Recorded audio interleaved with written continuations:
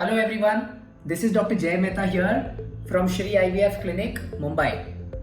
In today's video, we will try and discuss the causative factors for obstructive azoospermia and its necessary treatment.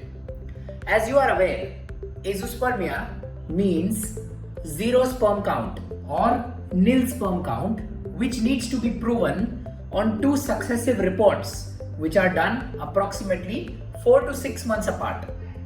Azoospermia is a very common condition leading to male infertility, and two most common causes for azoospermia can be broadly divided into the more common non-obstructive azoospermia and the slightly less common obstructive azoospermia. In today's video, we will try and touch upon all the causative factors for obstructive azoospermia. In order to understand obstruction very nicely, I would like to brief you for approximately a minute regarding the entire system of the male reproduction.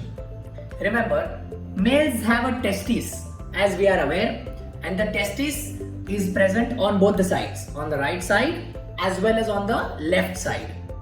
Testis is the factory where the sperms are being continuously manufactured.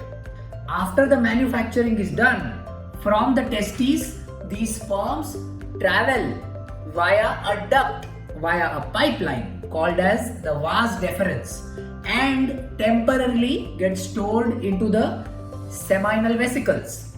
This seminal vesicles is like a godown, it's like a warehouse where certain additional processing and certain additional fluid and nutrition is added, and at the time of having intercourse, it is ejaculated through the ejaculatory ducts from the penis and it comes out as the seminal fluid. What is important to understand is that predominantly in obstructive azoospermia, the word is very descriptive. It means there is an obstruction in the pipeline somewhere.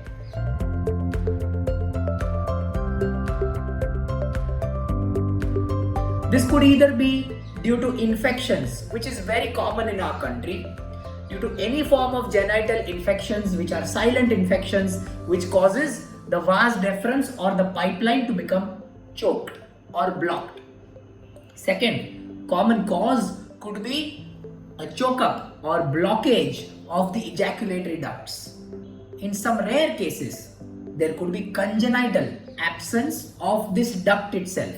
This is called as congenital bilateral absent vas deferens. This is a condition which can cause obstructive azoospermia. So practically, if we now retrospect, it means that the testis is normal.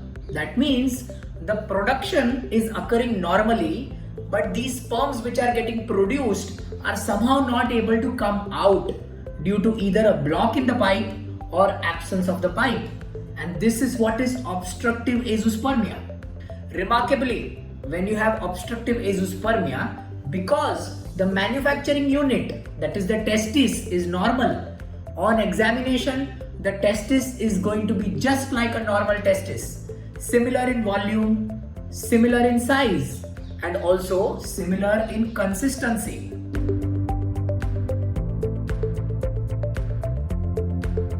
The hormonal levels which regulate the sperm production are going to be normal because the sperm production is happening very normally.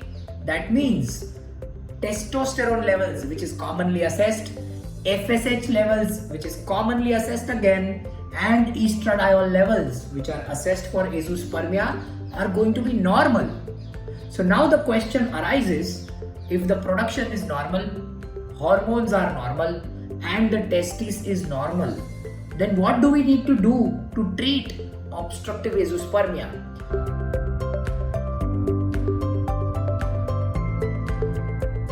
Well, there are microsurgical techniques which are available for very specific indications, but remember, if the choke-up is due to infective causes, then it is going to be virtually impossible to treat it via these microsurgical re-anastomotic techniques.